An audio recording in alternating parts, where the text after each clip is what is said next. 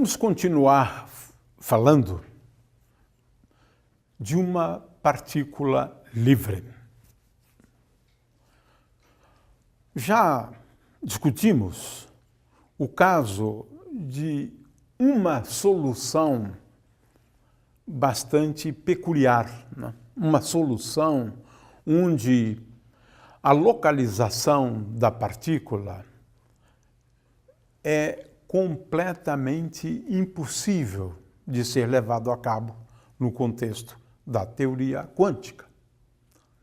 Essas soluções são soluções tais que elas descrevem uma partícula com um momento bem definido, igual a P,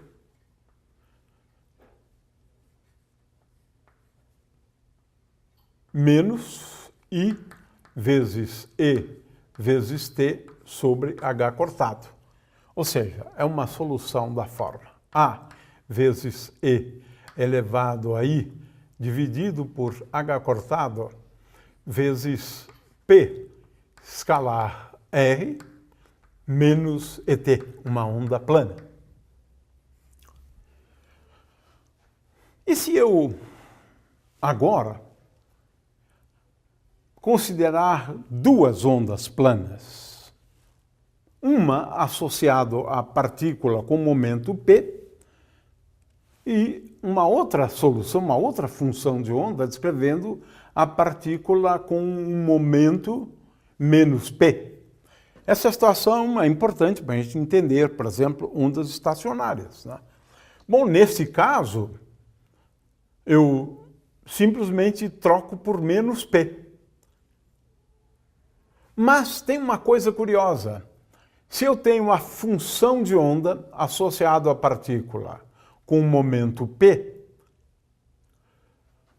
eu posso encontrar uma função de onda que satisfaz a equação de Schrödinger. É uma solução também, mas agora associado a um momento menos P. Então, essas duas soluções, agora vamos chamar isso aqui, vamos colocar aqui um índice 2, né, para lembrar que agora eu tenho duas ondas, mas isso aqui é uma solução também da equação de Schrödinger, né? Ou seja, não é difícil perceber, né, que H,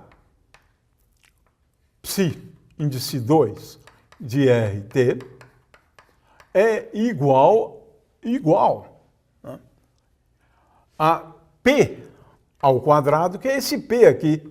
E aí não importa se é menos P ou mais P, porque eu tenho aqui uma solução com momento P e agora uma outra solução com momento menos P. E elevado a I sobre H cortado, menos P, escalar R, menos ET. Tenho agora aqui duas soluções. No entanto, veja-se que esta solução, de fato, satisfaz a equação de Schrödinger, essa solução que estou chamando de psi2. Ora, o que nós estamos aqui verificando explicitamente é o princípio conhecido como o princípio da superposição, né? Se eu tenho duas soluções, então uma combinação linear de duas soluções também é uma solução da equação de Schrödinger, com momento P ao quadrado sobre 2m. O fato é que eu vou sempre poder mostrar, né, que se eu tenho uma solução da equação de Schrödinger, então se eu determinar uma outra solução, uma quinta solução, uma sexta solução, não importa, uma combinação linear de soluções também é uma solução da equação de Schrödinger. E isto porque nós estamos falando de uma equação que é uma equação linear. Então, se eu escrever a equação de Schrödinger sob a forma H psi igual a E psi ou I d dt, H cortado, psi, então não é difícil, é facílimo verificar que se eu tenho N soluções, psi de RT pode ser escrito sob a forma de uma combinação linear de N soluções, I igual a 1 até N soluções. Então, tenho aqui psi N de R e T. Se eu tenho N soluções, eu tenho uma combinação linear delas e por combinação linear eu entendo multiplicar aqui por números, e pode ser quaisquer em princípio, né? De forma que se eu tenho uma solução, eu tenho uma segunda e tenho uma terceira, a soma das soluções também é uma solução da equação de Schrödinger. Esse é o princípio conhecido como o princípio da superposição. O que isso significa? É que agora, se eu tenho uma partícula livre, eu posso escrever a solução mais geral para a partícula livre da forma psi de RT, né, igual, eu vou colocar aqui 1 sobre 2π ao cubo, mas isso aqui não é muito importante, né? 1 sobre 2π elevado a 3 meios, mas isso não é muito importante para o que segue, né? É apenas uma forma de escrever isto. E agora aqui eu tenho uma integral, né? Integral em D3, de D3K, eu somo sobre todos, podemos colocar aqui P, que seria melhor, né? D3P, somo sobre todos os momentos possíveis, né? Vezes, aqui eu tenho o que nós vamos chamar de A de P, uma amplitude para cada valor do momento, né, vezes E elevado a I dividido por H cortado. E agora aqui eu tenho P escalar R menos E. É claro que eu posso colocar aqui E como E de T em relação a isso. Não há realmente nenhum problema, mas aqui eu tenho... Ora, essa solução aqui nós chamamos de um pacote de ondas, né? Como é que eu construo um pacote de ondas? Eu considero uma solução associada a um momento bem definido e agora superponho essas soluções. Para cada P, eu tenho uma amplitude diferente. Isso aqui é uma soma, na realidade, né? É uma soma. Estamos aqui efetuando uma soma, mas com um número muito grande de P's, de momentos, tá? Então, o que nós temos aqui é um pacote de ondas, né? Essa é a solução mais geral. É um pacote de ondas de matéria. De matéria. Ora, o que é possível mostrar, né, matematicamente? Vamos fazer um pequeno exercício, né, ao término desta aula, né? Mas o que é possível mostrar é o seguinte: um pacote, né, como esse, ele, na realidade, ele descreve uma partícula que está localizada numa região do espaço.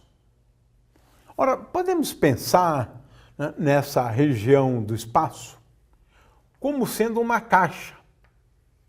De forma que um pacote de ondas, é claro que não é tudo tão preciso assim, né? A gente vai ver, né? Mas, na realidade, é como se estivesse numa região aqui parecida com a região de uma caixa, né? Porque é isso que é o mais essencial, né, em relação a tudo isso, né? É que ela está numa região muito parecida com uma caixa, né? Porque é difícil dizer, ela está exatamente nessa caixa, né? Mas, de qualquer maneira, essa região do espaço, né, na qual a partícula se localiza, esta região, digamos, tem um lado que eu vou chamar de ΔX, né, um lado que eu vou chamar de ΔY, que é esse outro lado aqui, e finalmente esse outro lado aqui é ΔZ. De forma que um pacote de ondas sempre descreve uma onda, mas onde ela se encontra bastante bem definida em termos de localização. Não excepcionalmente bem definida, mas certamente um pacote de ondas descreve uma onda que está localizada numa região do espaço, que estamos chamando de um volume de tamanho. O volume é do tamanho dado por ΔX, ΔY, ΔZ. Nós vamos ver daqui a pouco um exemplo em uma dimensão, porque em 3 dimensões isso aqui fica muito difícil, né, de visualizar, né? Muito bem, então um pacote de ondas, em geral, ele descreve uma onda localizada dentro de um volume, por exemplo. Mas existe uma coisa bastante interessante em relação a um pacote de ondas, que é o seguinte: se eu tenho só um momento, eu diria que o ΔX, né, por exemplo, tende a infinito, ΔY tende a infinito e ΔZ tende a infinito, porque a partícula não está localizada. Ou a onda que descreve a partícula não está localizada. Mas à medida que você for aumentando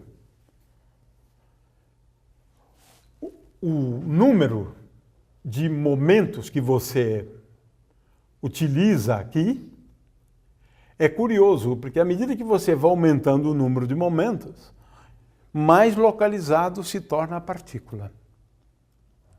Ou seja, se, por exemplo, o intervalo de momento mais relevante estiver numa região ΔPx, né? ΔPx, então, se a mesma coisa acontecer com respeito a y e finalmente com respeito a z, ΔPz, se pode mostrar, né, é que o ΔPx vezes ΔX, a gente vai mostrar que é da ordem de h, mas, no exemplo que eu vou dar, né, mas ΔPx vezes ΔX é maior ou da ordem de h cortado, né? A mesma coisa com respeito a ΔPy vezes ΔY, que é maior ou da ordem de h cortado. ΔPz vezes ΔZ é maior ou é da ordem de h cortado, né? Ou seja, vale basicamente as relações de incerteza de Heisenberg. Mas agora eu estou falando de um pacote. Ou seja, quanto mais bem determinada for a posição da partícula, mais indeterminado será o momento dela. É isto. Essa é a interpretação, né, deste fato aqui.